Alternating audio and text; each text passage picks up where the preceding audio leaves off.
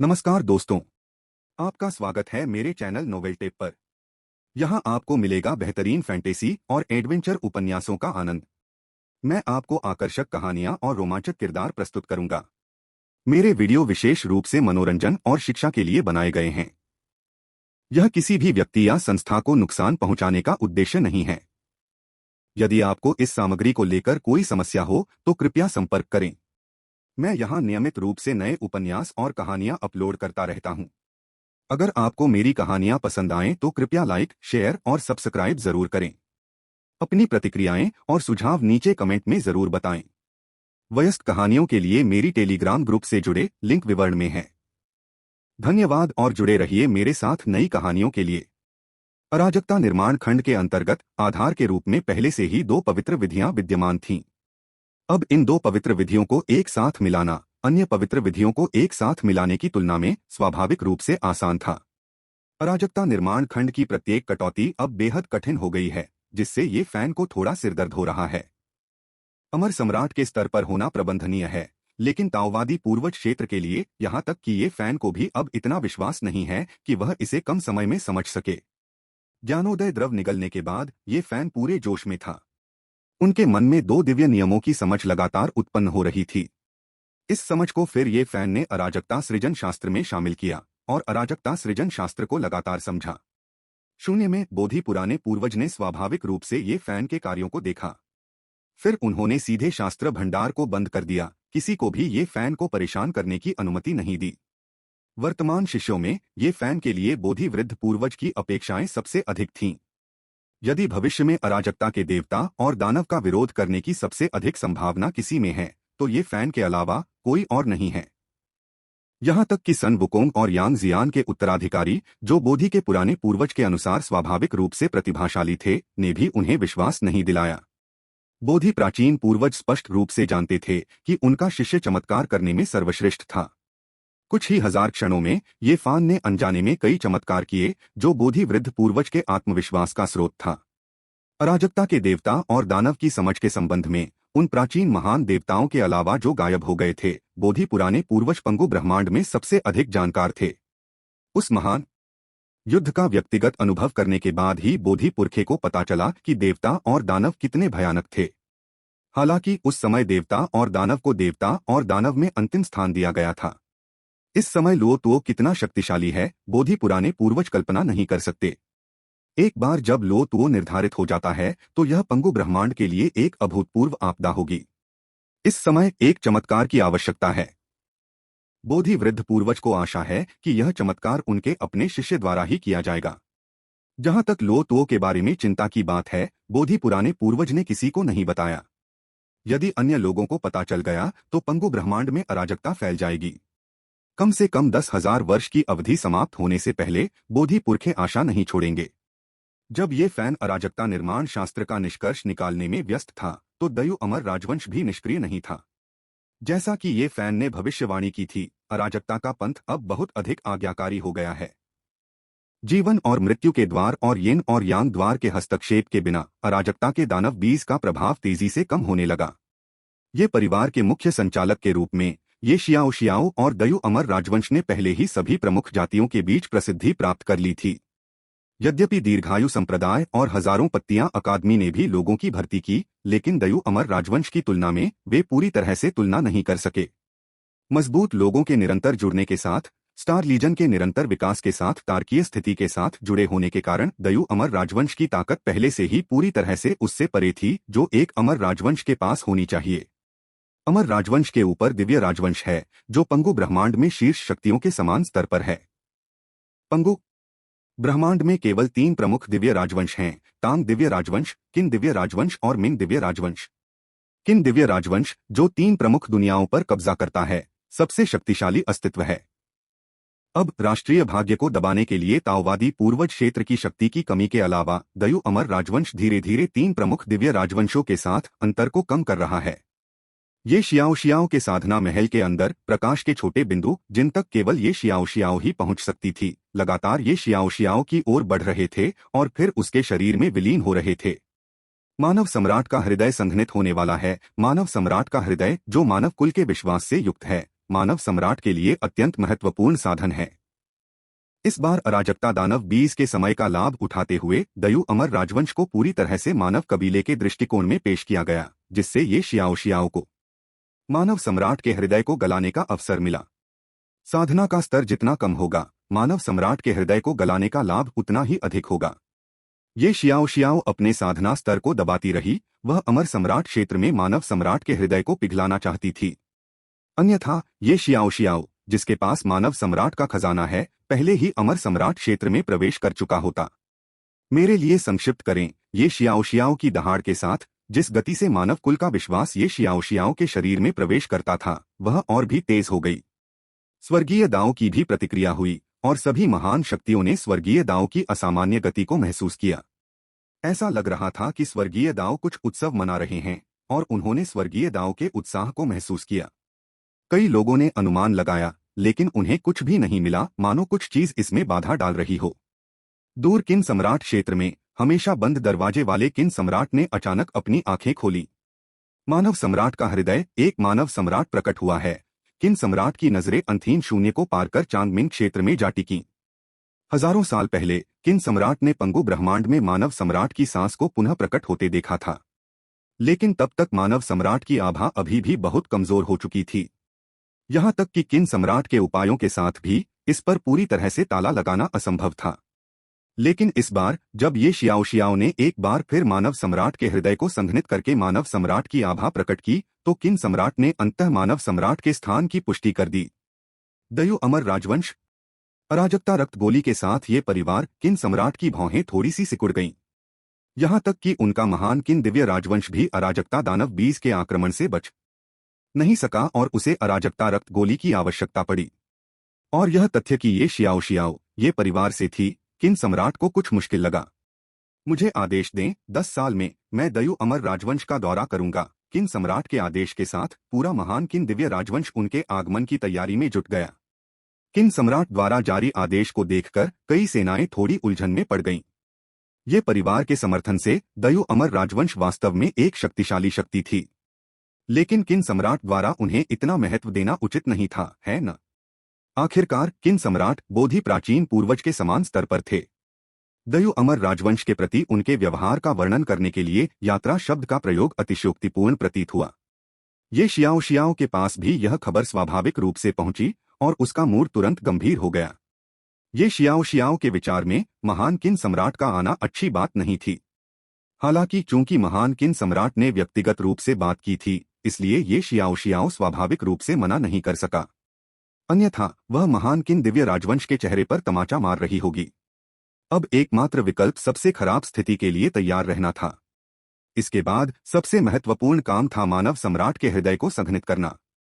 ये Xiao Xiao ने नीचे के लोगों को तैयारी करने दिया, जबकि वह स्वयं गहन प्रशिक्षण में जुट गई। स्क्वायर इंच माउंटेन के पवित्र शास्त्र भंडार के अंदर एक बार फिर 5-6 गहन कौशल की साधना करते हुए ये फैन का शरीर एक कदम और आगे बढ़ गया। 5-6 गहन कौशल की नींद के साथ 8-9 गहन कौशल जल्दी से एक छोटे स्तर पर पहुंच गया, रक्षा ताओवादी पूर्वज के स्तर तक पहुंच गई। हालांकि इससे 5-6 गहन कौशल की नींव पहले ही क्षीण हो चुकी थी। अगर उसे आगे भी सुधार करना था तो उसे भारी मात्रा में संसाधनों का उपभोग करना होगा। दिव्य विधान के अंतर्गत सबसे सशक्त साधना तकनीकों में से एक 8-9 गहन कौशल यदि चरम तक अभ्यास किया जाए तो शारीरिक शक्ति की तुलना अजेय ताओवादी पूर्वज से की जा सकती है। साथ ही इसमें भारी मात्रा में संसाधनों की खपत भी होती है। 8-9 गहन कौशलों में 24 परतें शामिल हैं और ये फैन ने अभी तक केवल 12वीं परत तक ही साधना की थी। यहां से आगे किसी भी परत में वृद्धि के लिए बहुत अधिक संसाधनों की आवश्यकता होगी। उपभोग किए गए संसाधन इतने विशाल थे कि एक ताओवादी पूर्वज को भी अपने दिल में एक चुभन महसूस होगी। अब समय आ गया है, मुझे अराजकता निर्माण शास्त्र को भी उन्नत करना चाहिए। अगले ही पल ये फैन के मन में अराजकता सृजन शास्त्र अंततः अमर सम्राट के स्तर तक पहुंच गया। ये फैन द्वारा विकसित की गई सभी अनगिनत तकनीकें विचार के लिए सबसे ठोस भोजन बन गई थीं, जिसने अराजकता सृजन शास्त्र के अगले क्षेत्र के लिए मार्ग प्रशस्त किया। दीर्घकालिक कार्य पूरा करने के लिए मेजबान को बधाई। पारिवारिक शस्त्रागार 17 अमर क्षेत्र पूर्ण का दावा किया जा सकता है। सिस्टम की त्वरित आवाज के साथ ये फैन ने अंततः राहत की सांस ली। इतने समय के बाद परिवार का शस्त्रागार कार्य अंततः पूरा हो गया। सिस्टम पुरस्कार का दावा करें। मेजबान को इनाम प्राप्त करने के लिए बधाई। Family master artefact upgrade chance 1। Family master artefact upgrade. Family master artefact को एक बार बिना शर्त अपग्रेड कर सकते हैं। बहुत खूब। ये फैन कोसने से खुद को नहीं रोक सका। यह इनाम बहुत बढ़िया था। ये फैन के वर्तमान दाव-हृदय के साथ भी वह अभी भी अपने आंतरिक उत्साह को नियंत्रित नहीं कर सका।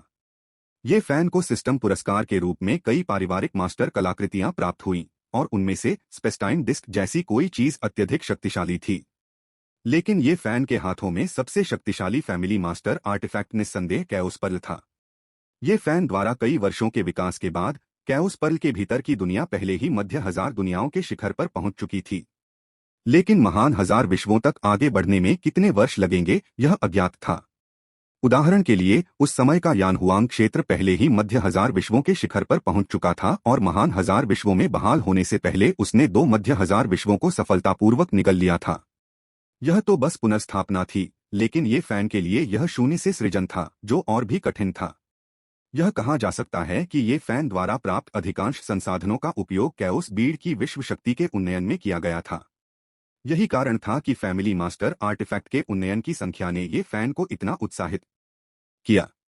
सिस्टम कैओस बीड को अपग्रेड करें। ये फैन के आदेश पर अराजकता मन का, जो पूरी तरह से उसके साथ विलीन हो गया था, उसके शरीर के भीतर चमकदार प्रकाश उत्सर्जित किया। जो स्थान पहले ही अपनी सीमा तक पहुंच चुका था वह एक बार फिर बढ़ने लगा। अराजकता स्थान जितना मजबूत होगा, विश्व शक्ति उतनी ही मजबूत होगी। मध्य हजार दुनियाओं की विश्व शक्ति अब ये फैन के लिए ज्यादा मायने नहीं रखती थी। यदि इसे उन्नत नहीं किया गया तो अंततः इसे चरणबद्ध तरीके से समाप्त कर दिया जाएगा। स्वर्ग और पृथ्वी के कंपन के साथ अराजकता अंतरिक्ष अंततः टूटने में कामयाब रहा और मध्य हजार दुनिया से वर्तमान महान हजार दुनिया में परिवर्तित हो गया।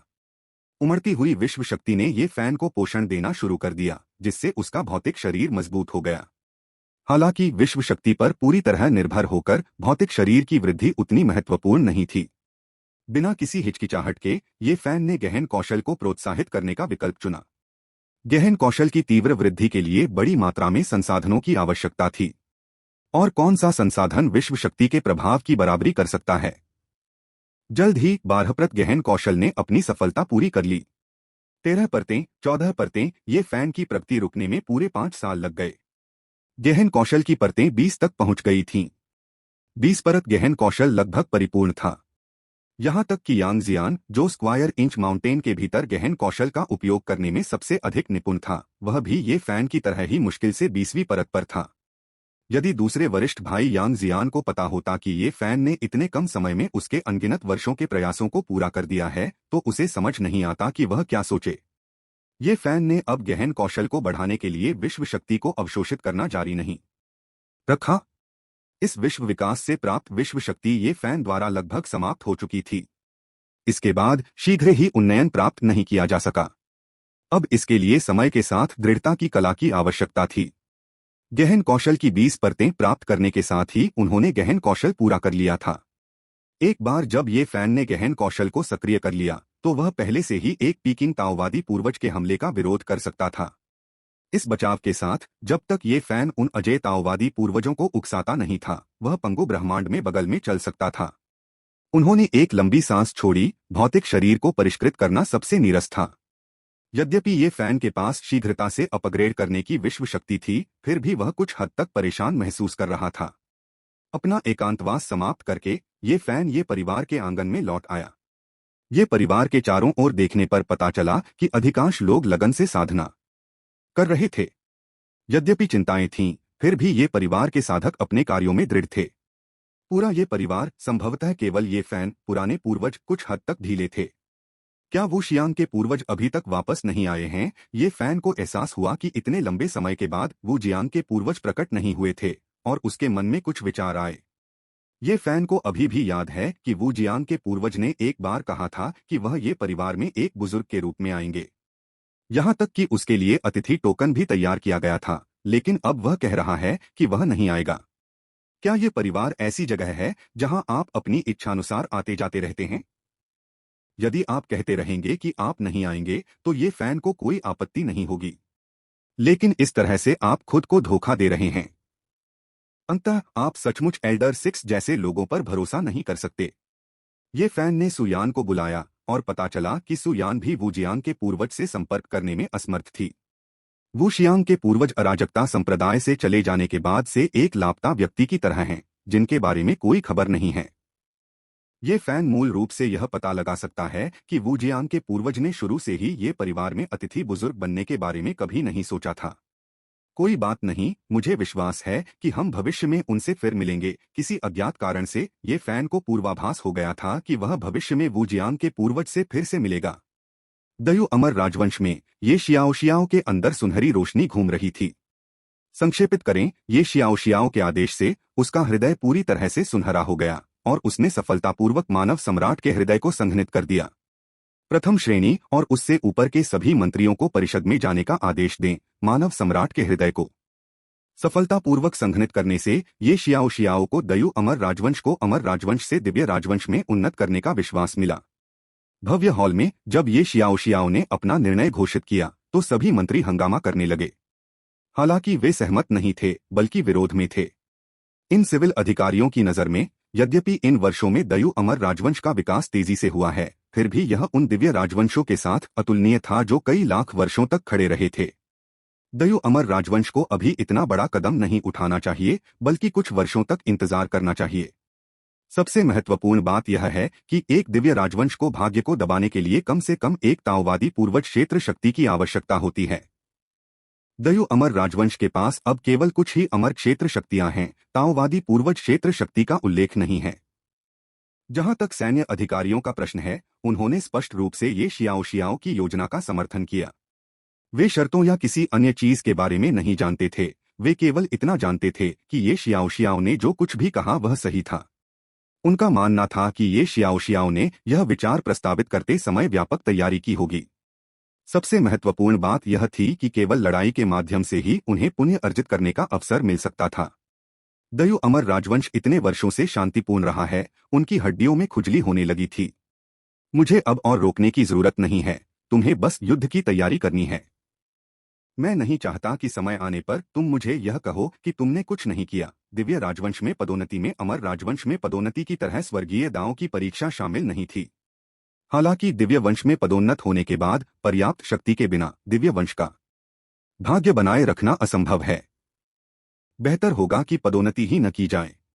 पिछले कुछ वर्षों में कई अमर राजवंश दिव्य राजवंश बन गए हैं, लेकिन केवल 3 महान दिव्य राजवंश ही अभी भी कायम हैं, जो कठिनाई को दर्शाता है। जहां तक सिविल अधिकारियों के विरोध की बात है, ये शियाओ को कोई आपत्ति नहीं थी। वह तो बस उन्हें सूचित कर रही थी, उनसे चर्चा नहीं कर रही थी। हालांकि सिविल अधिकारियों की बात में दम है। ताओवादी पूर्वज के बिना दिव्य राजवंश के भाग्य का प्रतिरोध करने पर भले ही उसे बढ़ावा दिया जाए, उसका पतन होना तय है। जहां तक ताओवादी पूर्वज की बात है, ये शियाओ के मन में पहले से ही एक उम्मीदवार था। क्या ये फैन के कई वरिष्ठ भाई सबसे अच्छा विकल्प नहीं होंगे? उसे कार्रवाई करने के लिए ये फैन की भी आवश्यकता नहीं है, वह इसे स्वयं पूरा कर सकती है। वर्तमान दयु अमर राजवंश पहले की तरह चांग मिंग दायरे में फंसी छोटी शक्ति होने से बहुत दूर है। अब दयु अमर राजवंश पूरे पंगु ब्रह्मांड में भी प्रसिद्ध है। स्क्वायर इंच पर्वत के अंदर बोधि पुरखे ने एक क्षण मौन रहने के बाद अपने दूसरे शिष्य से कहा, स्वर्गीय न्यायालय 10 लाख वर्षों से लुप्त हो गया है। तुम्हें कोई एक विकल्प चुनना चाहिए। तुम्हारा रास्ता मानव कुल का युद्ध देवता बनना है। तुमने अपना चुनाव कर लिया है ना? यांग जियान ने सिर हिलाया। ये शियाओ का दयु अमर राजवंश है, वह मानव सम्राट है और मैं युद्ध देवता हो सकता हूँ। मानव सम्राट के आगमन से ऐसा लगता है कि यह युग असाधारण होने के लिए पूर्व निर्धारित है। मुझे आश्चर्य है कि क्या पवित्र मार्ग भी खुल जाएगा। मानव सम्राट प्रकट होता है, दानव भगवान पुनर्जीवित होता है। यहाँ तक कि बोधि पूर्वज भी यह भविष्यवाणी नहीं कर सके कि आगे क्या होगा। आगे बढ़ो। बोधि वृद्ध पूर्वज ने अपना हाथ हिलाकर संकेत दिया कि यांग जियान जा सकता है। जब यांग जियान ने फिर से स्क्वायर इंच माउंटेन से बाहर कदम रखा तो उसका चांदी सफेद कवच चमक रहा था। जियाओ तियान, चलो चलें। एक काला कुत्ता यांग जियान के पैरों की ओर दौड़ा, उसकी आंखें उत्साह से भरी हुई थीं। इतने वर्षों के बाद यह अंततः एक बार फिर अपने मालिक के साथ कंधे से कंधा मिलाकर लड़ सका। गुरुजी, मैं फूल फल पर्वत पर वापस जा रहा हूँ। सुन वुकोंग किसी तरह प्रकट हुए और बोधि प्राचीन पूर्वज के पास खड़े हो गए। सुन वुकोंग के चले जाने के बाद केवल पहाड़ी पर रहने वाला लकड़हारा ही अपना व्यस्त काम जारी रख पाया। ये परिवार में ये फैन पवित्र कलाकृतियों को उन्नत कर रहा था। मूलतः ये फैन के लिए अपने साधना स्तर के अनुसार मध्य स्तर की पवित्र कलाकृतियों को परिष्कृत करना बहुत कठिन था। लेकिन विश्व शक्ति के साथ इस समस्या का अंततः समाधान मिल गया है। पूरक के रूप में विश्व शक्ति के साथ ये फैन अंततः मध्य स्तर की पवित्र कलाकृतियों को परिष्कृत कर सकता था। सबसे पहले ये फैन ने अपने गॉड बीटिंग व्हिप को मध्यस्तरीय पवित्र कलाकृति में अपग्रेड किया। ये फैन के पास वर्तमान में सामग्रियों की कमी नहीं है और वह कई मध्यस्तरीय पवित्र कलाकृतियों को परिष्कृत कर सकता है। दूसरी ओर दयु अमर राजवंश अभी भी एक अमर राजवंश ही है। ये शियाओ शियाओ भी दयु अमर राजवंश के अंतिम पदोन्नति की तैयारी कर रहा है। वर्तमान दयु अमर राजवंश में कुल 29 अमर सम्राट हैं, जिनमें 28 सितारे और पूर्वी सम्राट शामिल हैं। 28 सितारे स्टार लीजन के साथ मिलकर 28 अमर सम्राट क्षेत्र के शक्तिशाली लोगों से मेल खा सकते हैं और उनकी नींव पर्याप्त है। भाग्य का विरोध करने के लिए आवश्यक ताओवादी पूर्वज पहले से ही मौजूद हैं। यांग जियान को दयु युद्ध देवता की उपाधि से सम्मानित किया गया, जिसे व्यक्तिगत रूप से ये शियाओ द्वारा सम्मानित किया गया था। जहां तक इस शीर्षक का प्रश्न है, प्रारंभ में कई लोगों ने इसका विरोध किया था। लेकिन जब यांग जियान ने अपने ताओवादी पूर्वज साधना स्तर और यह तथ्य दिखाया कि वह ये फैन का वरिष्ठ भाई था, तो सभी ने अपना मुंह बंद रखा। यहां तक कि उन सिविल अधिकारियों ने भी ये शियाओ को देरी करने की सलाह नहीं दी। यदि उन्हें यांग जियान और उसके ताओवादी पूर्वज की उपाधि के बारे में पहले से पता होता तो वे हिचकिचाते नहीं, बल्कि जल्दी ही सहमत हो जाते। सब कुछ तैयार है, बस पूरब की हवा की जरूरत है। यह पूर्वी हवा निश्चित रूप से ये शियाओ के साधना स्तर को संदर्भित करती है। अमर सम्राट का साधना स्तर अभी भी बहुत कमजोर है। अब अमर सम्राट के दायरे में प्रवेश करने का समय आ गया है। मानव सम्राट की विरासत ने पहले ही ये शियाओ की साधना को अमर सम्राट के शिखर पर पहुंचा दिया है और उसकी नींव एकदम सही है। यदि मानव सम्राट के हृदय का संघनन न होता तो ये शियाओ की साधना बहुत पहले ही समाप्त हो गई होती। अब जब सब कुछ पूरा हो गया है तो ये शियाओ के पास अब देरी करने का कोई कारण नहीं है। जैसे ही अमर ऊर्जा की अंतिम धारा ये शियाओ के शरीर में प्रवेश कर गई, उसकी साधना का स्तर फिर से थोड़ा बढ़ गया और खेती के इस स्तर ने सीधे तौर पर अड़चन को तोड़ दिया। ये शियाओ का साधना स्तर अमर सम्राट के शिखर से अमर सम्राट के प्रारंभिक चरण तक उन्नत हुआ। इसमें उन अनगिनत कठिनाइयों में से कोई भी नहीं थी जिनका सामना अन्य अमर सम्राटों को सफलता प्राप्त करने के दौरान करना पड़ता है। इसके विपरीत यह उतना ही स्वाभाविक था जितना कि किसी चैनल में पानी का बहना। यह ये परिवार के साधकों की गहन नींव को दर्शाता है। ये शियाओ की सफलता के क्षण में ये फैन के दिमाग में एक सिस्टम प्रॉम्प्ट आया। परिवार के सदस्य ये शियाओ ने अमर सम्राट क्षेत्र में सफलतापूर्वक प्रवेश कर लिया है। मेजबान, इस दीर्घकालिक कार्य को पूरा करने के लिए बधाई। परिवार 17 के सशक्त सदस्य अमर सम्राट क्षेत्र पूरा हुआ। आप इनाम ले सकते हैं। ये जियाओ टूट गया। इस खबर से ये फैन थोड़ा चौंक गया। ये शियाओ की सफलता निश्चित रूप से एक अच्छी खबर है। चूंकि ये शियाओ अमर सम्राट क्षेत्र में पहुंच गया है, इसलिए ये फैन ताओवादी पूर्वज क्षेत्र में पहुंचने के एक कदम और करीब है। सिस्टम इनाम ले लो। मेजबान को पुरस्कार के लिए बधाई। आंग में पर्पल क्यूई एक यह प्रतिभा या ज्ञानोदय क्यों नहीं है? ये फैन को जिज्ञासा है कि क्या ताओवादी पूर्वजों के दायरे से ऊपर भी कुछ अधिक शक्तिशाली मौजूद है। हांग में पर्पल क्यूई महान ताओ की नींव संत क्षेत्र को तोड़ने के लिए एक आवश्यक तत्व। जितना कम परिचय होगा उतना ही अधिक मूल्यवान होगा। वास्तव में यह मुझे धोखा नहीं देगा। परिचय के कुछ शब्द ही इस हांग में पर्पल क्यूई की प्रभावशाली प्रकृति को दर्शा सकते हैं। अपने पिछले जीवन में ये फैन ने जंगल युग के उपन्यास भी पढ़े थे, इसलिए वह स्वाभाविक रूप से जानता था कि महान ताओ की नींव का क्या अर्थ है। ये फैन ने पंगु ब्रह्मांड में मौजूद किसी भी संत क्षेत्र के पावर हाउस के बारे में नहीं सुना था, यहां तक कि उसके अपने गुरु ने भी इसका उल्लेख नहीं किया था। ऐसा लगता है कि इस पंगु ब्रह्मांड में वह अभी भी शिखर तक नहीं पहुंचा था। हांगमेंग के पास बैंगनी क्यूई होने का मतलब है कि इस दुनिया ने संत क्षेत्र के शक्तिशाली लोगों की उपस्थिति देखी होगी, लेकिन वह नहीं जानता था कि वे फिर से क्यों नहीं दिखाई दिए। इस प्रश्न का कोई उत्तर नहीं है, इसका पता बाद में ही लगाया जा सकता है। हालांकि होंगमेंग पर्पल क्यूई के साथ ये फैन के पास अब संत क्षेत्र का पासपोर्ट है। ये फैन ने भविष्यवाणी की कि इस होंगमेंग का अपने लिए कोई उपयोग नहीं होगा क्योंकि उसका साधना स्तर अवरुद्ध हो गया है। यह ये परिवार के उपयोग के लिए होना चाहिए। इसे किसे दिया जाए, इस बारे में ये फैन ने अभी तक कोई निर्णय नहीं लिया है। चूंकि सिस्टम ने उसे एक दिया है, इसलिए उसे दूसरा भी देने की बहुत संभावना है, इसलिए ये फैन अभी इसे देने की जल्दी में नहीं है।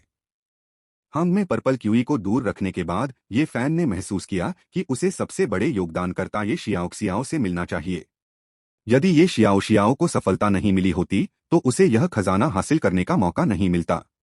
ईश्वर पीटने वाले चाबुक को पहले ही उन्नत कर दिया गया था और फिलहाल ये फैन के पास करने के लिए और कुछ नहीं था।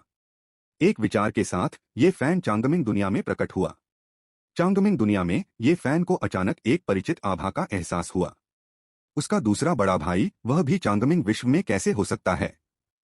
क्या चांगमिंग विश्व में कुछ घटित हुआ? बिना किसी देरी के ये फैन तुरंत दयु राज्य की राजधानी गया और ये शियाओ से मिला।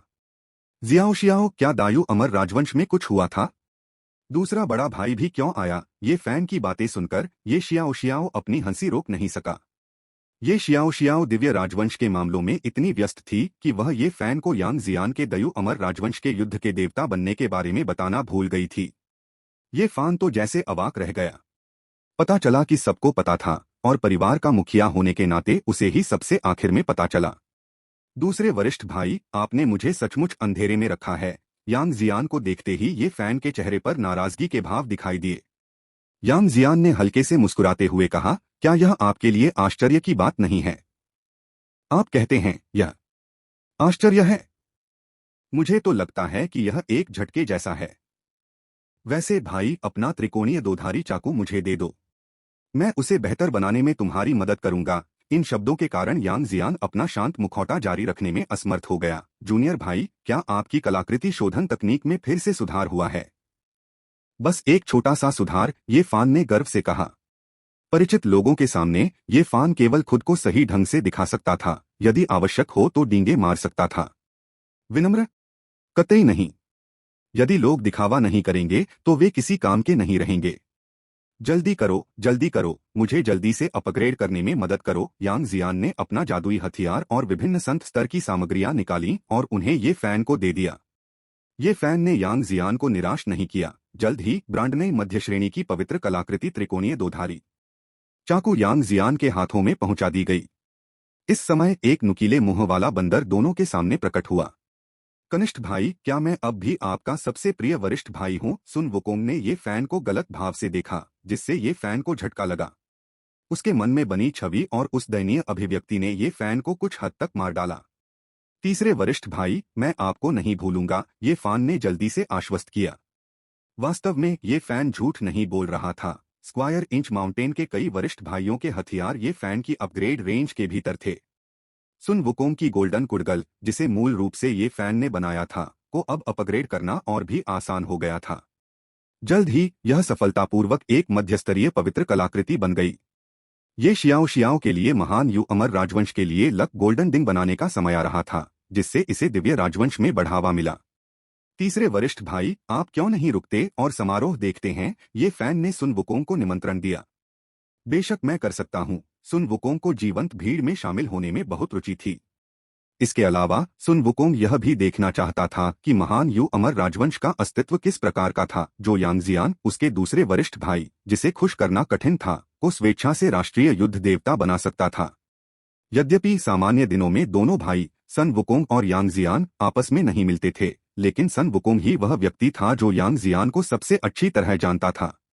यांग जियान बहुत आलोचनात्मक था और जो भी चीज उसकी नजर में आती थी वह निश्चित रूप से साधारण नहीं होती थी। अन्यथा ये फैन के चेहरे के साथ भी यांग जियान समझौता नहीं करेगा। महान यू अमर राजवंश आपको निराश नहीं करेगा। यांग जियान के शब्दों में निहित निश्चितता। इस समय के दौरान यांग जियान को महान यू अमर राजवंश के बारे में बहुत जानकारी प्राप्त हुई थी। ये शियाओ ने यांग जियान से कुछ भी नहीं छिपाया था, इसलिए वह महान यू अमर राजवंश के बारे में काफी कुछ रहस्य जानता था। जितना अधिक वह जानता था, उतना ही अधिक यांग जियान महान यू अमर राजवंश को महत्व देता था। महारानी ये शियाओ स्टार लीजन, उनमें से प्रत्येक एक असाधारण अस्तित्व था। इसके अलावा ये फैन के समर्थन के साथ महान यू अमर राजवंश एक मानव सम्राट होने का हकदार था। यांग जियान के उत्तर ने सुन वुकोंग को और भी अधिक जिज्ञासु बना दिया। महान यू अमर राजवंश के पास किस प्रकार का आकर्षण था? आज महान यू अमर राजवंश की पदोन्नति का दिन था, जो पूरे राजवंश के लिए अत्यंत महत्वपूर्ण था। न केवल महान यू अमर राजवंश के सभी साधक पहुंचे, प्रमुख सेनाओं ने भी समारोह में भाग लेने के लिए अपने दूत भेजे। इन वर्षों में कैओस ब्लड पिल के अस्तित्व के कारण कई शक्तिशाली ताकतों ने महान यू अमर राजवंश के साथ बातचीत की थी। ये शियाओ के निमंत्रण का सामना करते समय भले ही वे ये शियाओ का सम्मान नहीं करते थे, उन्हें महान यू अमर राजवंश के पीछे ये परिवार का सम्मान करना पड़ा। इसलिए विशाल ग्रेट यू शहर किसानों से घनी आबादी वाला था। ये शियाओ फीनिक्स पोशाक पहने ऊंचे मंच पर खड़ा था। सभी की निगाहें ये शियाओ पर टिकी थीं। अगले ही क्षण लगभग 10 लाख फीट लंबा एक लक गोल्डन ड्रैगन आकाश में उड़ गया। आकाश में एक स्याह स्वर्ग की आंख प्रकट हुई, जो लक गोल्डन ड्रैगन को गौर से देख रही थी। लक गोल्डन ड्रैगन की गर्जना के साथ यह धीरे धीरे लक के एक समूह में बदल गया। फिर भाग्य का यह द्रव्यमान 9 भागों में विभाजित हो गया। भाग्य का प्रत्येक द्रव्यमान एक अमर राजवंश के कुल भाग्य के बराबर था। लक धीरे धीरे आगे बढ़ रहा था। कभी कभी आकाशीय बिजली उस पर गिरती थी, जिससे उसका आकार बनता था। और कुछ ही समय में 9 सुनहरे डिंग्स के भ्रूण रूप प्रकट हो गए। दिव्य राजवंश का भाग्य बहुत विशाल था, इसलिए दमन की आवश्यकता थी। गोल्डन ड्रैगन लक गोल्डन डिंग में परिवर्तित हो गया, जो कि लक को दबाने का सबसे अच्छा तरीका था। हालांकि लक गोल्डन डिंग भी मात्रा आधारित था। 1 से 9 तक 9 कड़ाहे ब्रह्मांड को हिला रहे हैं। अधिकांश दैवीय राजवंशों में 6 या उससे कम डिंग थे। यहां तक कि मौजूदा 3 प्रमुख दिव्य राजवंशों, सबसे शक्तिशाली महान किन राजवंश के पास केवल 8 डिंग थे। जब महान यू अमर राजवंश के 9 भ्रूण रूप प्रकट हुए तो हर कोई आश्चर्य से भर गया। डिंग्स की संख्या एक दिव्य राजवंश की क्षमता का प्रतिनिधित्व करती थी। महान यू दिव्य राजवंश में 9 डिंग्स की प्रारंभिक उपस्थिति के साथ क्या इसका मतलब यह था कि महान यू दिव्य राजवंश की क्षमता महान किंग राजवंश से आगे निकल गई थी? कई साधक जो मूल रूप से महान यू दिव्य राजवंश के जन्म का जश्न मनाने आए थे, उनके दिलों में अचानक कुछ विचार आए। महान यू दिव्य राजवंश में अपार संभावनाएं थीं, क्या उन्हें इसके साथ अपने संबंधों को और गहरा करना चाहिए?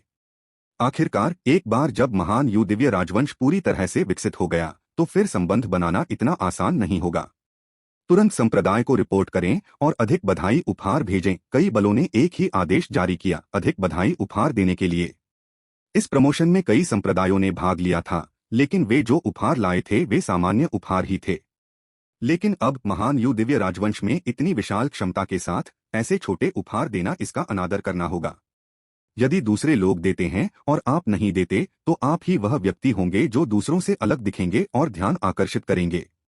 महान यू दिव्य राजवंश का ध्यान आकर्षित न करने के लिए कई सेनाओं ने तुरंत भेजे गए उपहारों की संख्या में वृद्धि की। महान यू दिव्य राजवंश के साधक भी उत्साहित थे तथा आकाश में 9 झंकारों को उत्सुकता से देख रहे थे। महान यू दिव्य राजवंश की क्षमता जितनी ज्यादा होगी, महान यू दिव्य राजवंश के सेवकों के रूप में उन्हें भविष्य में उतने ही ज्यादा लाभ होंगे। उन्हें इसकी परवाह कैसे न हो। महान यू दिव्य राजवंश के सेवक बनने का चुनाव करने के बाद उनका भविष्य मूलतः राजवंश से जुड़ गया तथा वे इसके गौरव और पतन में भागीदार बन गए।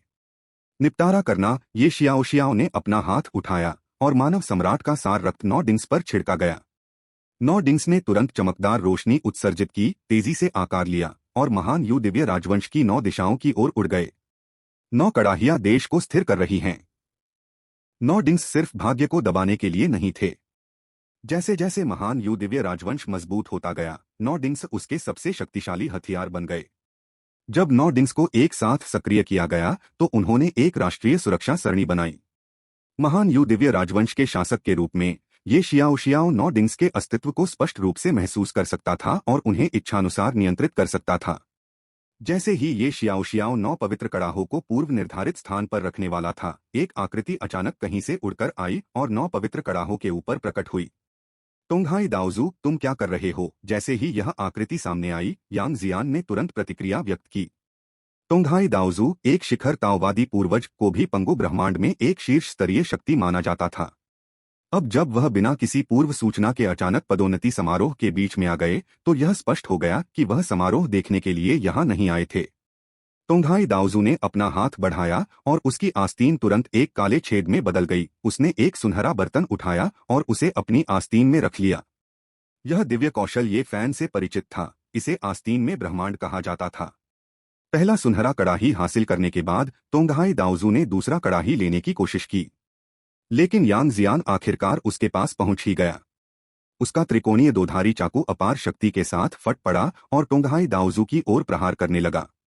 त्रिकोणीय दोधारी चाकू की जबरदस्त ताकत का एहसास होते ही तोंगहाई दाओजू ने सोने की कड़ाही को आगे बढ़ाने की हिम्मत नहीं की। उसकी हानहाई शक्ति भी फूट पड़ी। एक असीम समुद्र में तब्दील होकर उसने यांग जियान के हमले पर एक के बाद एक लहरों पर हमला किया और अंततः उसे रोक दिया। तोंगहाई दाओजू, सोने का बर्तन वापस दे दो और हम तुम्हारी जान बख्श देंगे। यांग जियान ने तोंगहाई दाओजू को उदासीनता से देखा। ये फैन और सुन वुकोंग जल्दी से यांग जियान के पास आ गए और तोंगहाई दाओजू को त्रिकोणीय स्वरूप में घेर लिया। तीनों लोगों में से किसी की भी आभा तोंगहाई दाओजू से कमजोर नहीं थी। घेरे को देखते हुए तोंगहाई दाओजू के लिए बच निकलना लगभग असंभव था। तीनों की आभा को भांप कर नीचे खड़े साधक, जो इस तमाशे का आनंद लेने की योजना बना रहे थे, तुरंत चुप हो गए। उनमें से कई तो इस घटनाक्रम से पसीने से तरबतर हो गए। शिखर पर पहुंचे ताओवादी पूर्वज और एक ही समय में तीन थे। दैवीय राजवंश दयु की नींद कितनी गहरी थी। इसके अलावा लोगों ने जल्द ही तीनों की पहचान कर ली। ये फैन, सुन वुकोंग और यांग जियान सभी प्रसिद्ध अजय ताओवादी पूर्वज बोधि पुराने पूर्वज के शिष्य थे और पंगु ब्रह्मांड में उच्च प्रतिष्ठा रखते थे। यहाँ तक कि अराजकता रक्त अमृत के लिए कुख्यात ये फैन भी विभिन्न ताकतों के बीच प्रसिद्ध था। शुरू में तो उन्हें लगा कि ये फैन बस एक अमर सम्राट है जो कीमियागिरी में माहिर है, लेकिन अब लग रहा था कि ये फैन का आभामंडल ताओवादी पूर्वजों के शिखर से कमजोर नहीं था। तोंगहाई दाओजू का चेहरा भी बिल्कुल खुश नहीं था। उसे यांग जियान की मौजूदगी का अंदाजा था। हालांकि उन्होंने सुन वुकोंग का अनुमान नहीं लगाया था और उन्होंने निश्चित रूप से यह उम्मीद नहीं की थी कि ये फैन में भी उनकी तुलना में ताकत होगी। लेकिन अब जब उन्होंने कार्रवाई कर दी थी तो उनके लिए पीछे हटने का कोई मौका नहीं था। हानहाई शक्ति एक बार फिर भड़क उठी और उन तीनों की ओर बढ़ने लगी। ये फैन ने ईश्वर को पीटने वाला चाबुक निकाला और एक ही चाबुक से हानहाई शक्ति की दुर्जय दाओजू शक्ति तुरंत नष्ट हो गई। सुन वुकोंग भी कम शक्तिशाली नहीं था। अपनी स्वर्णिम लाठी से उसने स्वर्ग को थाम रखा था। उस जमाने में वह अमर लोक की शीर्ष सेनाओं को इस हद तक परेशान कर सकता था कि शांति भंग हो जाती। स्वाभाविक रूप से सुन वुकोंग की शक्ति कमजोर नहीं होगी। इस हमले के तहत लौकिक और स्थानिक क्षेत्र भी ध्वस्त हो सकता है। हानहाई शक्ति की तो बात ही छोड़ दीजिए। 3 बनाम 1 वाली स्थिति में तोंगहाई दाओजू को कोई जीत नहीं मिली। वह खूब पसीना बहा रहा था और मन ही मन कोस रहा था। बोधि का पुराना पूर्वज बहुत अमीर था। शक्तिशाली होना एक बात थी, लेकिन उन सभी के पास मध्यम श्रेणी की पवित्र कलाकृतियां थीं। क्या यह बदमाशी नहीं थी? यहाँ तक कि वह एक शिखर ताओवादी पूर्वज के रूप में केवल निम्न श्रेणी की पवित्र कलाकृतियों का ही उपयोग कर सकते थे। एक शक्तिशाली समूह के समर्थन के बिना मध्यम श्रेणी की पवित्र कलाकृति प्राप्त करना आसान काम नहीं था। सोने का बर्तन मुझे सौंप दो, ये शियाओ शियाओ भी उड़कर आया। जैसे ही वह स्वर्ण हंडा गायब हुआ, उसे उसका कोई एहसास नहीं रहा। इस विसंगति को महसूस करते हुए ये शियाओ शियाओ को लगा कि कुछ गड़बड़ है। भले ही सोने का बर्तन तोंगहाई दाओजू द्वारा ले लिया गया हो, फिर भी उसे इसका आभास होना चाहिए। सोने की देगची दे दो। हाँ, सोने की देगची तो मैंने बहुत पहले ही भेज दी थी। इन शब्दों से ये फैन और अन्य लोगों के चेहरे पर जानलेवा इरादे प्रकट हो गए। तोंगहाई दाओजू मरने के योग्य थे। इसके अलावा यह स्पष्ट था कि इस घटना में तोंगहाई दाओजू अकेला दोषी नहीं था। तोंगहाई दाओजू के पीछे का व्यक्ति भी मरने के लायक था। ऐसी स्थिति में तुम्हें मरने के लिए तैयार रहना चाहिए। ये परिवार के मुखिया के रूप में आज न केवल दयु के दिव्य राजवंश या दयु के राजा ये शियाओ शियाओ की प्रतिष्ठा नष्ट हो गई, बल्कि उनकी अपनी प्रतिष्ठा भी नष्ट हो गई। ये परिवार की रक्तरेखा सक्रिय हो गई। ईश्वर को पीटने वाला कोड़ा, विश्व शक्ति। ये फान ने कोई संयम नहीं दिखाया। सभी साधन तैनात किए गए। इस हमले को कम करके नहीं आंका जा सकता था, यहाँ तक कि अजय ताओवादी पूर्वज द्वारा भी। तोंगहाई दाओजू, जो लापरवाही से काम कर रहा था, अंततः भयभीत हो गया जब उसने ये फैन के हमले की शक्ति महसूस की। उसे लग रहा था कि इस प्रहार से उसकी मौत हो जाएगी। मास तोंगहाई दाओजू मदद मांगना चाहता था। हालांकि इससे पहले कि तोंगहाई दाओजू कुछ बोल पाता, उसके भीतर अचानक एक अजय शक्ति प्रकट हो गई। यह व्यक्ति स्पष्ट रूप से नहीं चाहता था कि तोंगहाई दाओजू बोले। यहाँ तक कि ये फैन का लगभग अजेयतावादी पूर्वज हमला भी इसके सामने शक्तिहीन लग रहा था। बोधि के पुराने पूर्वज को पहले भी आक्रमण करते हुए देख चुके सुन वुकोंग और यांग जियान ने तुरंत ही इस आक्रमण के मूल को एक अजेयतावादी पूर्वज के रूप में पहचान लिया, जो अपने साथियों के बीच असाधारण रूप से शक्तिशाली है। तोंगहाई दाओजू के पास प्रतिरोध करने का समय नहीं था। इस हमले में वह गिर पड़ा। एक महान शिखर ताओवादी पूर्वज बस ऐसे ही समाप्त हो गया था। ये फैन और अन्य लोगों को अपनी रीढ़ की हड्डी में ठंडक महसूस हुई। एक भाग्य जिन दिन के लिए एक विघटनकारी ताओवादी पूर्वज को मारने के लिए पर्याप्त कठोर। एक ऐसा कार्य जो पंगु ब्रह्मांड में बहुत कम लोग कर सकते हैं। किस अजेय ताओवादी पूर्वज ने दयु दिव्य राजवंश के विरुद्ध कदम उठाया था? जैसे ही ये फैन और अन्य लोग इस बात के लिए सतर्क हुए कि कहीं अजेय ताओवादी पूर्वज कोई और कदम न उठा लें, उन तीनों के बीच एक आकृति प्रकट हुई। बोधि वृद्ध पूर्वज ने मृतक तोंगहाई दाओजू की ओर भौहें सिकोड़कर देखा। अगले ही क्षण वह क्रोधित हो गया। अजेय ताओवादी पूर्वज की द्रुतशीतन शक्ति एक क्षण में नष्ट हो गई। मास्टर, आप यहाँ हैं। बोधि वृद्ध पूर्वज को देखकर ये फैन और अन्य लोगों ने राहत की सांस ली। गुरुजी, यह अजेय ताओवादी पूर्वज कौन है जिसने कार्रवाई की? ये फान ने थोड़ी अनिच्छा से पूछा। मैं भी नहीं बता सकता। एक अजेय ताओवादी पूर्वज तो पहले से ही इस ब्रह्मांड की सीमा का प्रतिनिधित्व करता है। अगर वे छिपने का इरादा रखते हैं तो मेरे लिए यह अनुमान लगाना मुश्किल है। बोधि वृद्ध पूर्वज कुछ असहाय लग रहे थे। इस बार उनके शिष्य को शर्मिंदगी उठानी पड़ी, जिससे एक गुरु के रूप में उनका भी अपमान हुआ। ये फैन ने आगे कोई पूछताछ नहीं की। अब यह जानने का क्या फायदा? वर्तमान में वह अजेय ताओवादी पूर्वज के बराबर नहीं है। लेकिन ये फान को यह कड़वी नाराजगी याद थी। वह अब छिपे हुए मास्टरमाइंड को नहीं ढूंढ सकता था, लेकिन वह किसी भी दुश्मन को नहीं छोड़ेगा जो उसे मिल जाए। तोंगहाई दाओजू एक बड़ी दुनिया, तोंगहाई दलू दुनिया का भी स्वामी था। चूंकि तोंगहाई दाओजू ने कार्रवाई करने का फैसला किया, तो तोंगहाई दलू विश्व को अब अस्तित्व में रहने की आवश्यकता नहीं थी। एक भाग्य जिन दिन एक तोंगहाई डालू दुनिया के लिए तोंगहाई दाओजू नुकसान में नहीं था। जैसा कि अपेक्षित था, जैसा कि तोंगहाई दाओजू ने कहा, भाग्य जिन दिन गायब हो गया है, स्पष्ट रूप से कुछ शक्ति द्वारा स्थानांतरित किया गया है। यह पदोन्नति समारोह एक तमाशा बन गया। हालांकि अंत में दयु अमर राजवंश दयु दिव्य राजवंश में उन्नत हो गया। हालांकि 9 में से एक दिन खो जाने के कारण यह अधूरा रह गया। दयु दिव्य राजवंश का भविष्य निस्संदेह बहुत प्रभावित होगा। प्रभाव को कम करने के लिए अंतिम नेति जिन दिन को पुनः प्राप्त किया जाना चाहिए। हम इसे पुनः प्राप्त कर लेंगे। ये फान क्षितिज की ओर देखते हुए अपने आप से फुसफुसा रहा था। यद्यपि इस बार दयु दिव्य राजवंश को हार का सामना करना पड़ा, फिर भी किसी भी प्राणी ने उन्हें छोटा करने का साहस नहीं किया। 3 शिखर ताओवादी पूर्वज और एक अजेय ताओवादी पूर्वज, इन 4 व्यक्तियों की उपस्थिति ही काफी भयानक थी। और कोई भी इस बात से सहज ही सहमत हो जाएगा कि ये फैन के वचन के आधार पर बड़ी संख्या में ताओवादी पूर्वज ये परिवार के समर्थन में आगे आएंगे। वे वर्तमान दैवीय राजवंश को उत्तेजित नहीं कर सके। इसके अलावा वे तोंगहाई डालू विश्व के भाग्य के बारे में उत्सुक थे, जिसने दयु दिव्य राजवंश को नाराज कर दिया था। यांग जियान के व्यक्तिगत नेतृत्व में स्टार लीजन के साथ वे तोंगहाई डालू वर्ल्ड की ओर बढ़े। तोंगहाई डालू विश्व में हानहाई दाओजू क्रोधित था। वह जानता था कि उसके बड़े भाई तोंगहाई दाओजू ने एक निश्चित इकाई के साथ मिलकर दयु दिव्य राजवंश पर हमला करने की साजिश रची थी। लेकिन अब तोंगहाई डालू वर्ल्ड को इसमें फंसाया गया और वह इकाई गायब हो गई, मानो वाष्पित हो गई हो और संपर्क करने योग्य नहीं थी। उस संस्था ने तोंगहाई डालू विश्व की रक्षा करने का वादा किया था। उसके बाद ही तोंगहाई दाओजू ने कार्य करने पर सहमति व्यक्त की। अब जबकि वे दयु दिव्य राजवंश के प्रतिशोध का सामना कर रहे थे, हानहाई दाओजू हतप्रभ रह गया। ऐसा लग रहा था जैसे उनके साथ छल किया गया हो। ये फान और बाकी 2 की आभा को महसूस करते हुए हानहाई दाओजू के पूरे शरीर में सिहरन-सी दौड़ गई। वे बहुत शक्तिशाली थे।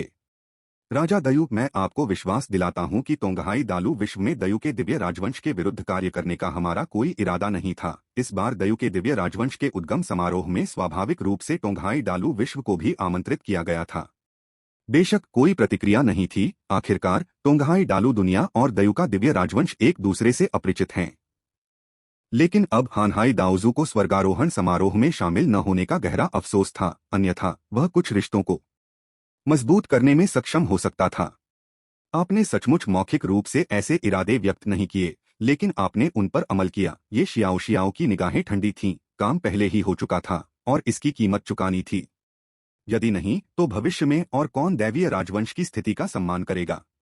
प्रतिष्ठा मौखिक रूप से व्यक्त नहीं की जाती, बल्कि संघर्ष के माध्यम से अर्जित की जाती है। इस विषय में बोलते हुए, यह टोंगहाई डालू विश्व अपनी शक्ति का प्रदर्शन करने के लिए एक अच्छी वस्तु हो सकती है। सुलह की कोई संभावना न देखकर हानहाई दाओजू ने दांत पीसते हुए टोंगहाई डालू दुनिया को त्याग कर भागने का निर्णय लिया। हाँ, भागने के लिए, और बिना किसी हिचकिचाहट के। वह एक सामान्य ताओवादी पूर्वज थे, जो कुछ समय पहले ही 1 लाख वर्ष से भी कम समय पहले ताओवादी पूर्वज क्षेत्र में प्रवेश कर गए थे। अतीत में वह टोंगहाई दाओजू की मदद से अपनी शक्ति प्रदर्शित करने में कामयाब रहा था। अब जबकि टोंगहाई दाओजू चला गया था, वह शक्तिशाली ताओवादी पूर्वजों के लिए कुछ भी नहीं था। उसने पहले ही ये फैन और अन्य 2 की आभा को महसूस कर लिया था, जिनमें से प्रत्येक में उसे कुचलने की शक्ति थी। क्या उसे भागना नहीं चाहिए था?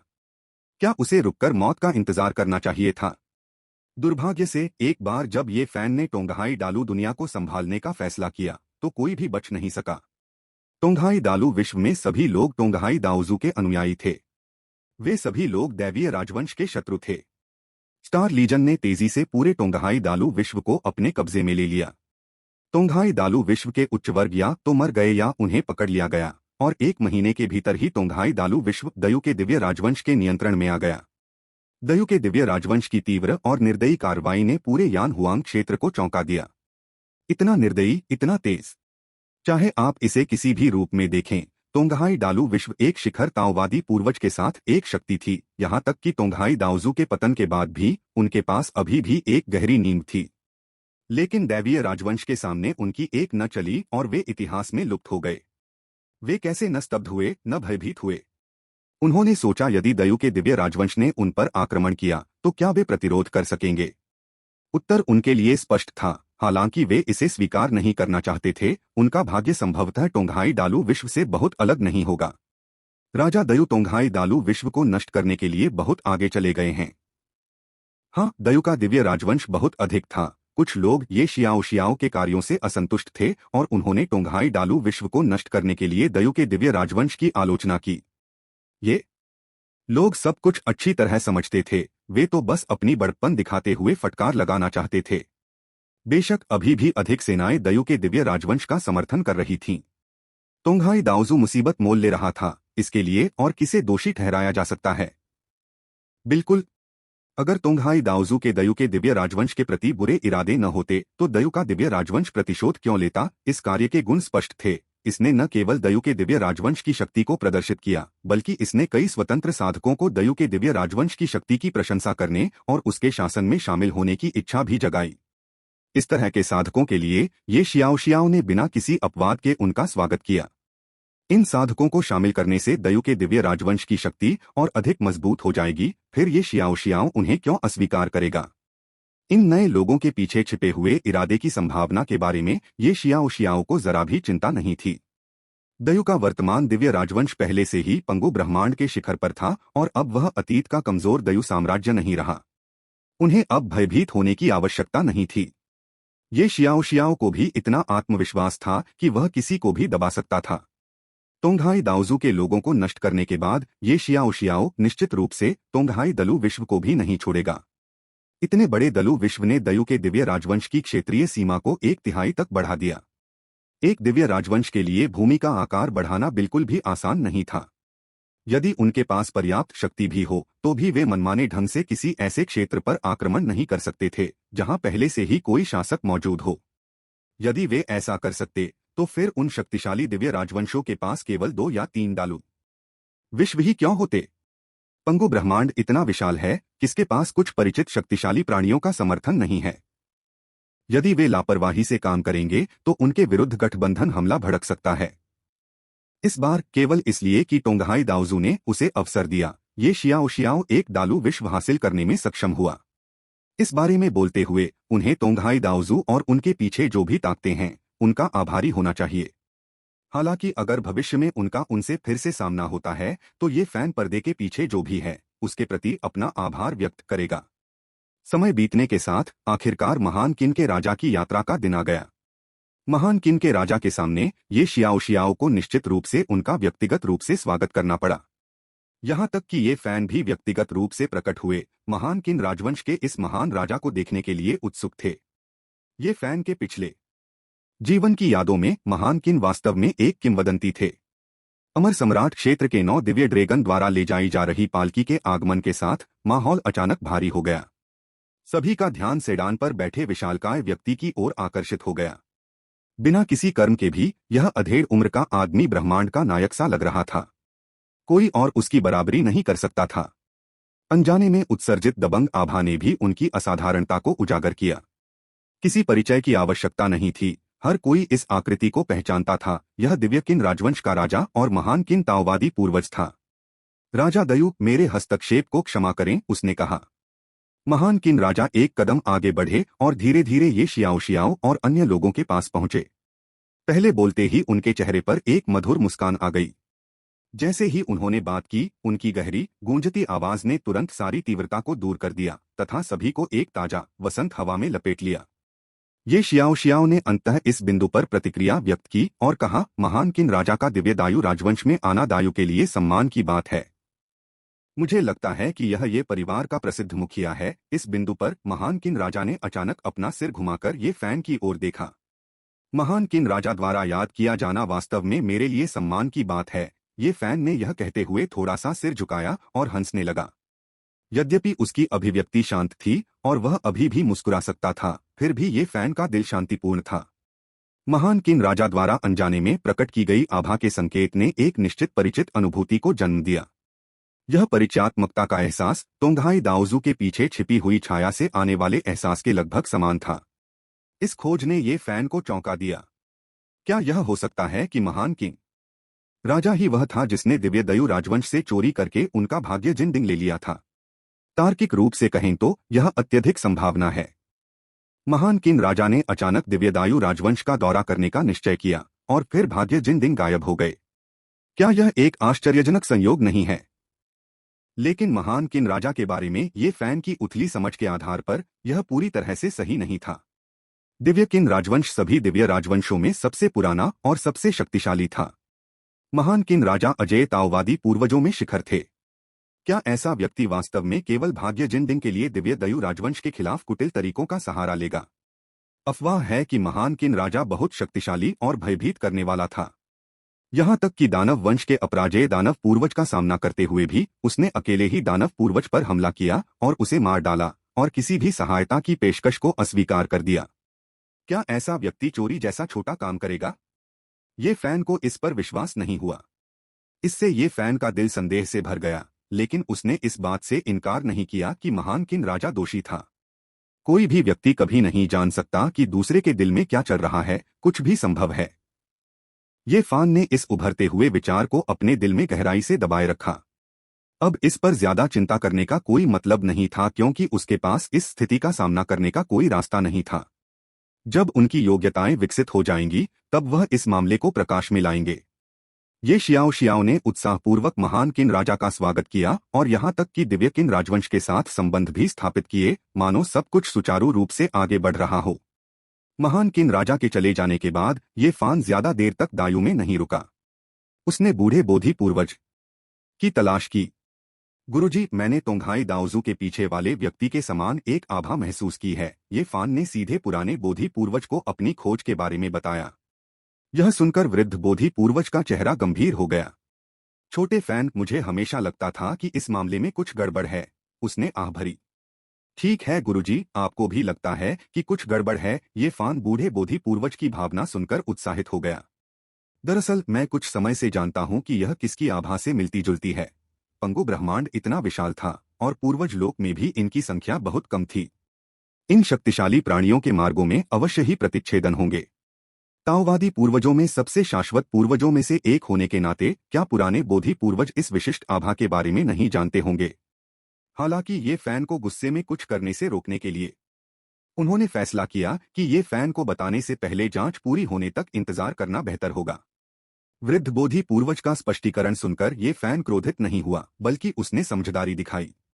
महान किन राजा और वृद्ध बोधि पूर्वज दोनों ही मानव कुल के लिए बहुत महत्वपूर्ण व्यक्ति थे। इस मामले से उत्पन्न कोई भी संघर्ष मानव कुल के लिए अच्छा नहीं होगा। इसके अलावा यह मामला कुछ ज्यादा ही जानबूझकर किया गया प्रतीत हुआ। गुरुदेव, महान किन राजा की साधना के स्तर को देखते हुए क्या हम उनकी अवशिष्ट आभा का पता लगा पाते यदि उन्होंने जानबूझकर उसे नहीं छोड़ा होता? बिल्कुल नहीं। हालांकि एक अजेय ताओवादी पूर्वज और एक शिखर ताओवादी पूर्वज के बीच केवल एक मामूली क्षेत्र का अंतर होता है, लेकिन शक्ति बोध में अंतर गहरा होता है। महान किन राजा के लिए यह और भी ज्यादा है, जो अर्धसंत पद पर पहुंचने के कगार पर है, जैसा उसने सोचा था। ये फैन को लगा था कि यह असंभव है। हालांकि ये फैन की रुचि उस अर्धसंत क्षेत्र में थी जिसका उल्लेख पुराने बोधि पूर्वज ने किया था। गुरुजी, क्या यह अर्धसंत क्षेत्र ताओवादी पद से ठीक ऊपर है? संत क्षेत्र वास्तव में ताओवादी पद से ऊपर है। हालांकि आज संत पद तक पहुंचना लगभग असंभव है, यहां तक कि अर्धसंत क्षेत्र में कदम रखना भी असाधारण रूप से चुनौतीपूर्ण है। होंग में पर्पल क्यूई के बिना कोई भी स्वर्गीय दांव के प्रतिबंधों को तोड़कर संत क्षेत्र तक नहीं पहुंच सकता। यह सुनकर ये फैन भी हैरान रह गया। हांग में पर्पल क्यूई की भूमिका, क्या यह बहुत महत्वपूर्ण है? यह सुनकर ये फैन के मन में एक विचार आया। हो सकता है कि दूसरों के पास हांगमेंग पर्पल क्यूई न हो, लेकिन ये फैन के पास थी। ये फैन के पास एक प्रणाली थी, इसलिए उसे हांगमेंग पर्पल क्यूई की सख्त जरूरत नहीं थी। लेकिन उन्हें यह नहीं पता था कि सिस्टम पुरस्कारों का उपयोग ये परिवार के बाहर अन्य लोगों द्वारा किया जा सकता है या नहीं। ये फैन अभी अपने पत्ते खोलने की योजना नहीं बना रहा था, वह बाद में इंतजार करने की उम्मीद कर रहा था।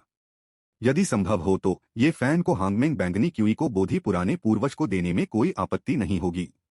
ये फैन बोधि पूर्वज द्वारा दी गई सभी सहायता के लिए बहुत आभारी था। उन्होंने सोचा कि एक हांगमेंग पर्पल क्यूई एक छोटी सी कीमत थी। इसके अलावा कौन कहता है कि उसे भविष्य में कभी भी हांगमेंग पर्पल क्यूई नहीं मिलेगी? प्रणाली की निरंतर दक्षता के साथ इस स्तर के पुरस्कार एक आदर्श बन सकते हैं। बोधि के पुराने पूर्वज ने ये फैन की अभिव्यक्ति में परिवर्तन देखा और एक अजीब विचार के साथ आए। उनके शिष्य के पास हांगमेंग पर्पल क्यूई जैसा खजाना तो नहीं हो सकता था, है न? असंभव, असंभव। बोधि प्राचीन पूर्वज ने इस विचार को तुरंत खारिज कर दिया। 6 प्राचीन संतों के गायब होने के साथ इस दुनिया में कोई और हांगमेंग बैंगनी क्यूई नहीं था। ये फैन संभवतः इसे कैसे प्राप्त कर सकता था? अगर ऐसा होता भी तो वह ये फैन की अपनी संपत्ति थी। अपने गुरु के रूप में वह अपने ही शिष्य का खजाना नहीं चुरा सकते थे। आप बहुत ज्यादा सोच रहे हैं। आपको ताओवादी पूर्वजों के दायरे को तोड़ने पर ध्यान केंद्रित करना चाहिए। बोधि के पुराने पूर्वज ने ये फैन को डांटा और उसके सिर पर मुक्का मारा ताकि वह दिवास्वप्न देखना बंद कर दे। ये फैन चुपचाप मुस्कुराते रहे। दयु दिव्य राजवंश के उत्थान के बाद से पंगु ब्रह्मांड एक दुर्लभ शांति में डूबा हुआ था। जैसे जैसे समय बीतता गया, अराजकता दानव बीज, जिसने इतने लंबे समय तक पंगु ब्रह्मांड को परेशान किया था, लगभग पूरी तरह से गायब हो गया। कैओस डेमन सीड द्वारा लगाए गए खतरे की अनुपस्थिति से सभी प्रमुख बलों ने राहत की सांस ली। हालांकि जैसे जैसे अराजकता दानव बीज का खतरा खत्म होता गया, ये परिवार का महत्व धीरे धीरे कम होता गया। फिर भी ये फैन और दयु दिव्य राजवंश द्वारा प्रदर्शित शक्ति को देखते हुए किसी ने भी ये फैन को उकसाने की हिम्मत नहीं की, क्योंकि ये परिवार ने अपना महत्व खो दिया था। सरल शब्दों में कहें तो दूसरों से सम्मान पाने के लिए ताकत ही मुख्य कारक बनी रही। हालांकि कैओस गुट के बीच का मूड कम आशावादी था। ऐसा लगता है कि हमारी योजना विफल हो गई है, अस्थि पूर्वज ने असहाय भाव से शून्य की ओर देखते हुए आह भरी। नहीं, यह अभी तक विफल नहीं हुआ है। अपने गंभीर चेहरे के बावजूद ब्लैक क्लाउड दाओजू ने पूरी तरह से उम्मीद नहीं खोई थी। यह असफल तो नहीं हुआ, अस्थि पूर्वज हैरान था। यह सही है। दयु दिव्य राजवंश के उत्थान के बाद ये फान तुरंत स्क्वायर इंच पर्वत की ओर चल पड़ा, जो इस बात का स्पष्ट संकेत है कि उसने कुछ देखा है। संभवतः यह बोधि के पुराने पूर्वज का हस्तक्षेप था जिसने ये फान को जल्दबाजी में काम करने से रोका। अब हमें बस एक ही काम करना है, आग में घी डालना है। आग में घी डालने का क्या इरादा है? आप ऐसा कैसे करेंगे? देवताओं और दानवों के क्षेत्र का अब समय आ गया है कि हम इसका विस्तार करें। जिन सेनाओं ने अपने क्षेत्र खो दिए हैं, क्या उन्हें रहने के लिए नए स्थान की आवश्यकता नहीं है? वर्तमान पंगु ब्रह्मांड में किस शक्ति के पास विशाल क्षेत्र है लेकिन सीमित ताकत है? बहुत बढ़िया, इसे पूरा करो। हाँ हाँ हाँ हाँ हाँ हाँ हाँ हाँ हाँ हाँ। यह हंसी कैओस गुट के पूरे मुख्यालय में गूंज उठी, जिससे किसी की भी रीढ़ में सिहरन दौड़ गई। जब तक मानव कुल को यह एहसास हुआ कि कुछ गड़बड़ है, तब तक देव और दानव क्षेत्र का विस्तार शुरू हो चुका था।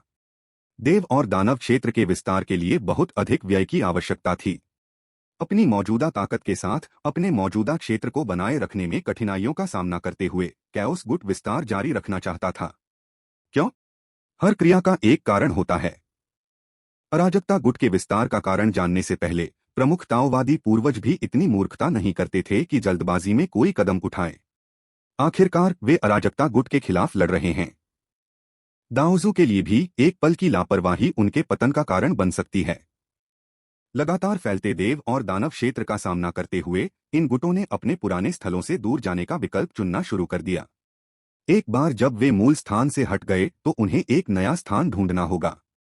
यद्यपि पंगु ब्रह्मांड विशाल प्रतीत होता था, फिर भी अधिकांश स्थान आबाद थे। इन स्थानों पर कब्जा करने के लिए उन्हें मूल कब्जाधारियों को बाहर निकालना होगा।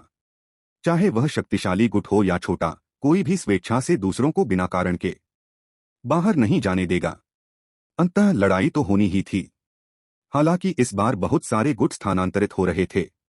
यहां तक कि महान किन दिव्य राजवंश के 3 प्रमुख संसारों में से एक देव और दानव क्षेत्र की सीमा के भीतर आ गया था। विद्युत तरंग की सीमा 1/3 तक सिकुड़ गई थी। बसने के लिए जगह ढूंढना आसान नहीं था। वर्तमान में पंगु ब्रह्मांड में सबसे अधिक क्षेत्रों पर कब्जा करने वाली शक्ति दयु दिव्य राजवंश थी। यह एक नवस्थापित दिव्य राजवंश था। हालांकि इसने अपनी शक्तिशाली शक्ति का प्रदर्शन किया, फिर भी कई लोगों का मानना था कि दयु दिव्य राजवंश इतने बड़े क्षेत्र पर कब्जा करने के योग्य नहीं था। यदि दैवीय राजवंश ने 3 प्रमुख दुनियाओं में से 1 या 2 को त्याग दिया तो इससे कोई फर्क नहीं पड़ेगा। ये परिवार ने कैओस ब्लड एलिक्सिर का उपयोग करके इन शक्ति गुटों से बहुत सारे लाभ प्राप्त किए थे, इसलिए यह उचित था कि वे अब कुछ क्षेत्र छोड़ दें। महामहिम, हमारा विश्व अब हमें समायोजित नहीं कर सकता। हमें अपने क्षेत्रों का विस्तार करने की आवश्यकता है। महान किन दिव्य राजवंश के एक ताओवादी पूर्वज ने महान किन के राजा से कहा। ओह, आप हमें अपना क्षेत्र कहाँ विस्तारित करने का सुझाव देते हैं? महान किन के राजा ने ताओवादी पूर्वज की ओर देखा जिसने बात की थी और ठंडे स्वर में पूछा। लंबे समय से ताओवादी पूर्वज आश्चर्यचकित थे। उन्हें लगा कि महान किन के राजा का लहजा थोड़ा गलत था। लेकिन योजना के लिए उन्होंने आगे कहा, दयु दिव्य राजवंश की ताकत ज्यादा नहीं है, लेकिन उनके पास बहुत सारे क्षेत्र हैं। मुझे लगता है कि उन्हें इसमें से कुछ छोड़ देना चाहिए। दीर्घकालीन ताओवादी पूर्वज की बातें सुनकर कई मंत्री आपस में कानाफूसी करने लगे।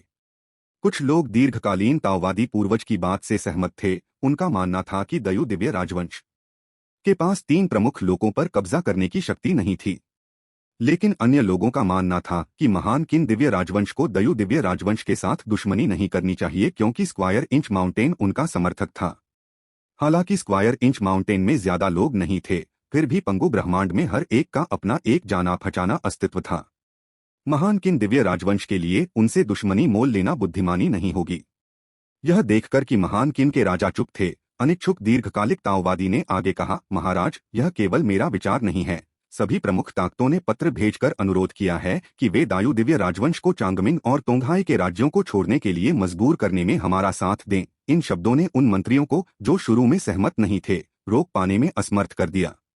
दैवीय राजवंश से एक बड़ा लोक मांगना तो पहले से ही अपमानजनक था, अब वे 2 बड़े लोक मांग रहे थे। ऐसा लग रहा था कि अब मौत की लड़ाई शुरू हो जाएगी। प्रधानमंत्री लीसी ने तुरंत आपत्ति जताते हुए कहा, महामहिम, आपको इस पर सहमत नहीं होना चाहिए। महान किन के राजा ने कुछ नहीं कहा और दीर्घकालीन ताओवादी को देखता रहा, मानो वह अपने मन में कुछ सोच रहा हो। यह देखकर कि राजा ने मना नहीं किया, ताओवादी ने सोचा कि राजा भावुक हो गए हैं और जल्दी से आग में घी डाल दिया। महाराज, हमें इस मामले में पहल करने की जरूरत नहीं है। अन्य प्रमुख शक्तियां सीधे दायु दिव्य राजवंश से बातचीत करेंगी। उन्हें बस एक नेता की जरूरत है। उस समय तक 2 प्रमुख दुनियाओं में से एक को हमारे महान किन दिव्य राजवंश के नियंत्रण में छोड़ा जा सकता है। बिना उंगली उठाए इतने सारे लाभ प्राप्त करना वास्तव में बहुत अच्छी बात होगी। लेकिन महान किन के राजा का चेहरा अचानक ठंडा पड़ गया। मुझे उम्मीद नहीं थी कि मेरे महान किन दिव्य राजवंश के भीतर अराजकता संप्रदाय से एक जासूस होगा। इन शब्दों से दीर्घकालीन ताओवादी का चेहरा पीला पड़ गया। महान किन के राजा को अपनी पहचान कैसे पता चली? महाराज, मैं हमारे महान किन दिव्य राजवंश के लिए समर्पित हूँ। आप मुझे फंसा रहे हैं। लंबे समय से ताओवादी पूर्वज ने विनती की। पसीने की बूंदों ने उसके पूरे शरीर को भिगो दिया। संघर्ष करने की कोशिश करते हुए वह जमीन पर गिर पड़ा। दयु दिव्य राजवंश के पिछले प्रचार के दौरान जो कुछ हुआ वह तुम्हारा ही किया धरा था, है न? नहीं, यह सिर्फ तुम्हारा नहीं था, और भी लोग थे। भाग्य से इतना परिचित, मुझसे इतना परिचित, मुझे अनुमान लगाने दो, क्या यह महान मिंग दिव्य राजवंश या तांग राजवंश से था? महान किन के राजा के प्रत्येक शब्द के साथ दीर्घकालीन ताओवादी पूर्वज का चेहरा धीरे धीरे पीला पड़ता जा रहा था। जाहिर है महान किन के राजा ने जो कुछ कहा वह सब सच था। मुझे फिर से अनुमान लगाने दो, क्या महान किन दिव्य राजवंश में तुम्हारा कोई साथी है? महान किन के राजा ने उपस्थित सभी मंत्रियों की ओर देखा। कुछ लोगों ने अपना सिर नीचे कर लिया तथा महान किन के राजा की नजरों से नजर मिलाने का साहस नहीं जुटा पाए। अगले ही क्षण विस्फोट की आवाजें सुनाई देने लगीं। मैंने कभी नहीं सोचा था कि मेरे वंश में ये कीड़े होंगे। सभी मंत्रियों की रीढ़ में सिहरन दौड़ गई। महान किन के राजा के सामने उन्हें ऐसा लग रहा था मानो वे पूरी तरह से भेदे जा चुके हैं, कुछ भी छिपाने में असमर्थ हैं। वे साधक जो अचानक विस्फोटित हो गए थे, स्पष्टतः महान किन के राजा द्वारा खोजे गए थे।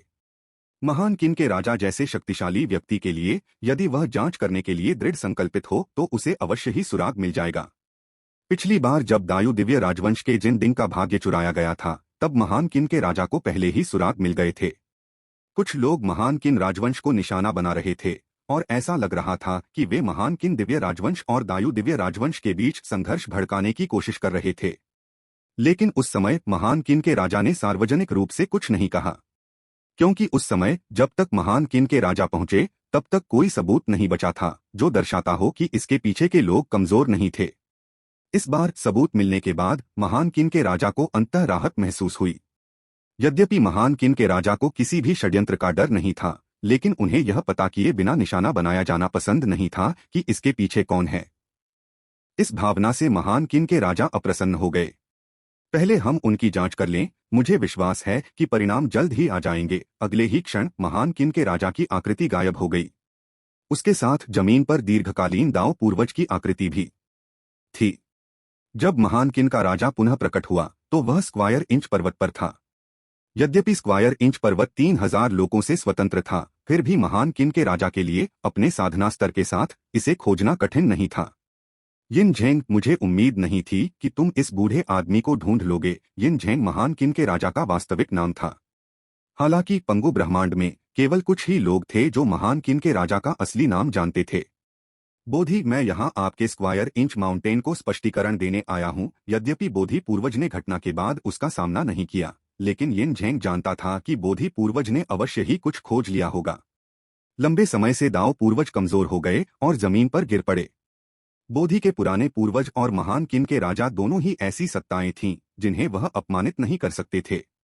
उसका भाग्य तय हो चुका था। क्या यह वही है जो धन की चोरी के पीछे है? जिन डिंग, बोधि वृद्ध पूर्वज मुस्कुराए। बिल्कुल, और उसके पीछे और भी लोग होने चाहिए। यिन झेंग को यह स्पष्ट नहीं था कि दीर्घकालीन दाव पूर्वज के पीछे कौन था, लेकिन कारण और प्रभाव संबंध के अनुसार महान किन दिव्य राजवंश और दयु दिव्य राजवंश के बीच विरोधाभास से सबसे अधिक लाभ पाने वाला व्यक्ति पर्दे के पीछे का कठपुतली मास्टर था। महान तांग दिव्य राजवंश और महान मिंग दिव्य राजवंश स्पष्ट रूप से नहीं चाहते थे कि दयु दिव्य राजवंश और महान किन दिव्य राजवंश के बीच संबंध अच्छे रहें। हालांकि उन्हें यह नहीं पता था कि इन दोनों में से कौन सी ताकत इसके लिए जिम्मेदार थी। जैसा कि अपेक्षित था, लिटिल फैन ने कहा था कि इसके पीछे कोई न कोई अवश्य होगा, और यह बात सच निकली। बोधि के पुराने पूर्वज भी यिन झेंग से परिचित थे। यह मामला संभवतः उसका किया हुआ नहीं हो सकता। केवल इतना ही कहा जा सकता है कि अन्य संस्थाएं भी पानी को गंदा कर रही थीं। क्या ये कबीले के नेता को इसका पता चल गया है? यिन झेंग थोड़ा आश्चर्यचकित हुआ। उन्होंने सबूतों के साथ सामने आने की योजना बनाई थी, लेकिन उन्हें उम्मीद नहीं थी कि उनके स्पष्टीकरण से पहले ही सच्चाई सामने आ जाएगी। हाँ, लगता है लिटिल फैन तुम पर बहुत भरोसा करता है। उसे एक पल के लिए भी यकीन नहीं हुआ कि इसके पीछे तुम ही हो। ये कबीले का नेता वास्तव में एक दिलचस्प व्यक्ति है। यिन झेंग की रुचि पहले से ही ये फैन में थी और अब यह बढ़ गई है। गलतफहमी दूर हो गई, लेकिन उन्होंने कोई बड़ी कार्रवाई करने का इरादा नहीं किया। यदि घटना के पीछे का व्यक्ति महान किन और दयु के बीच संघर्ष को भड़काने में विफल रहा तो वे संभवतः इसे इतनी आसानी से जाने नहीं देंगे।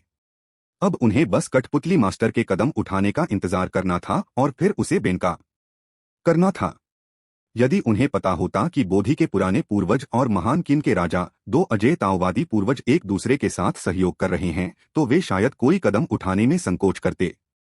बेकार, बिल्कुल बेकार। शून्य में अस्थि पूर्वज एक रहस्यमय व्यक्ति पर अपना गुस्सा निकाल रहा था। अस्थि पूर्वज, अपनी जगह याद रखना। मैं तुम्हारे अराजकता संप्रदाय का कुत्ता नहीं हूँ, मुझ पर अपना गुस्सा मत निकालना। एक भयावह आभा महसूस करते हुए अस्थि पूर्वज ने तुरंत अपने क्रोध को दबा दिया। क्या इस मामले से निपटने का कोई और तरीका है? अस्थि पूर्वज ने अनिच्छा से पूछा। चूंकि महान किन दैवीय राजवंश इसके झांसे में नहीं आया, इसलिए हम अपना लक्ष्य बदल सकते हैं। आखिरकार पंगु ब्रह्मांड में सिर्फ वे ही नहीं हैं। महान तांग दिव्य राजवंश और महान मिंग दिव्य राजवंश, महान किन दिव्य राजवंश जितने सुसंस्कृत नहीं थे, लेकिन इससे उनकी योजना असंभव नहीं हो गई। उन्हें बस अपनी पुरानी चालें लागू करने की आवश्यकता थी। उन्हें विश्वास नहीं था कि दयु दिव्य राजवंश अभी भी इतना धैर्यवान हो सकता है। किसी भी परिस्थिति में वे महान किन दिव्य राजवंश और ये फैन को शांतिपूर्वक सहअस्तित्व में नहीं रहने देंगे। मैं यह मामला आप पर छोड़ता हूँ। अस्थि पूर्वज ने अराजकता संप्रदाय से अपना अहंकार खो दिया और वह अत्यंत सम्मानीय हो गया। ऐसा इसलिए था क्योंकि वह अच्छी तरह जानता था कि यह व्यक्ति उसे मारने की क्षमता रखता है। मानव कुल को स्वर्ग का आशीर्वाद प्राप्त है। एक और अजेयतावादी पूर्वज का उदय हुआ है। लेकिन यह अजेयतावादी पूर्वज मानव कुल के साथ एकमत नहीं दिखता। रहस्यमय व्यक्ति की आकृति को गायब होते देख अस्थि पूर्वज बुदबुदाया। क्या यह बेहतर नहीं होगा कि वह हमारे साथ न हो? हमें इतना मजबूत समर्थन और कहाँ मिलेगा?